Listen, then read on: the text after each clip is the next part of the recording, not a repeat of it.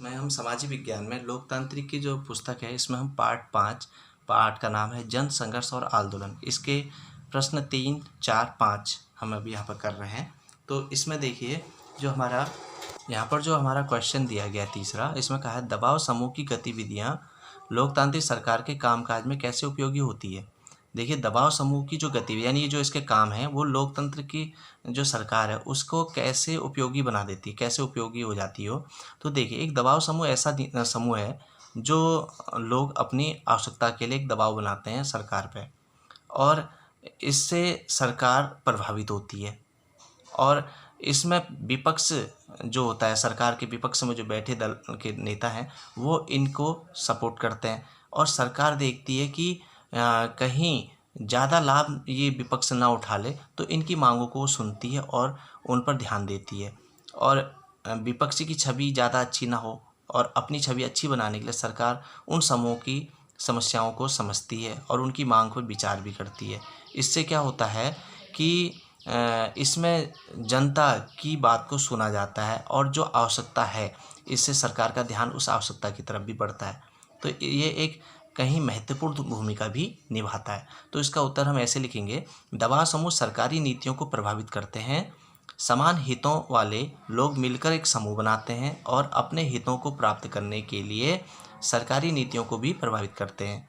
लोकतंत्र में सरकार को समाज के सभी समूह के हितों का ध्यान रखना होता है, यानी सरकार को सबका ध्यान रखना है क्योंकि सरकार सबके लिए सोचेगी, ऐसा नहीं कि किसी के लिए स्पेशल सोचे। ठीक है। तो और विपक्ष की छवि ज़्यादा अच्छी ना हो जाए, कहीं ज़्यादा आंदोलन बढ़ गया और सरकार अपनी मांग में अड़ी पड़ी है तो जनता के ऊपर इसका बुरा असर जाएगा, जनता उस सरकार को पसंद नहीं करेगी। इस कारण इन्हें दबाव समूह को समझकर उनकी मांगों पर विचार भी करना पड़ता है। ये दबाव समूह दूसरी तरफ आंदोलन लोकतंत्र के लिए भी आवश्यक है। यानी अगर देखा जाए तो लोकतंत्र की जनता की मांग जो है उसको कैसे इसमें अगर सरकार नहीं सुनेगी तो कैसे वो अपनी मांग पाएंगे। तो इसके लिए ये आवश्यक भी है। सभी को इसमें अवसर भी मिल जाता है। ठीक है। और समय समय पर सरकार को आम जनता की आवश्यकता के बारे में भी पता चलता है, इसलिए हित समूह या दबाव समूह एक महत्वपूर्ण भूमिका निभाता है। ये इसका उत्तर है, इसको लिखिएगा और चैनल को सब्सक्राइब जरूर कीजिए। नीचे इसमें सब्सक्राइब बटन है उसको दबाइए और आपको इसमें मैथ के और SST के और जी के कई तरह के इसमें आपको चैनल में वीडियो मिलेंगे। इसमें हमारा जो क्वेश्चन चौथा है इसको देखिए, दबाव समूह क्या है, कुछ उदाहरण बताइए। अगला क्वेश्चन है दबाव समूह क्या है, कुछ उदाहरण बताइए। तो इसमें देखिए दबाव समूह की परिभाषा है और नीचे भी जो क्वेश्चन है दबाव समूह और राजनीतिक दल में अंतर क्या है, तो वही चीज़ यहाँ पर भी आ सकती है। तो दबाव समूह एक संगठित कहो या असंगठित समूह है जो सरकार को सरकार की नीतियों को प्रभावित करती है।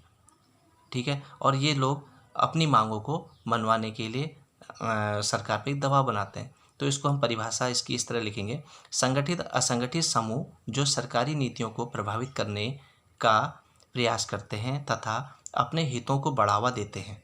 अपने हितों को यानी जो देखो हर एक व्यक्ति यही चाहता है कि सरकार उनकी आवश्यकताओं की पूर्ति करे, उनकी मांगों को सुना जाए, उनकी जो सुविधाएं मिलनी चाहिए वो उनको मिले। तो यानी वो अपने हितों को बढ़ाने के लिए दबाव बनाती हैं। तो दबाव समूह कहलाता है।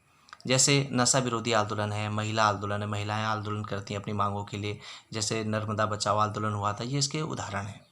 ठीक है। अब इसमें जो पाँचवा क्वेश्चन है उसको देखिए, यहाँ पर कह रहा है कि दबाव समूह और राजनीतिक दल में क्या अंतर है।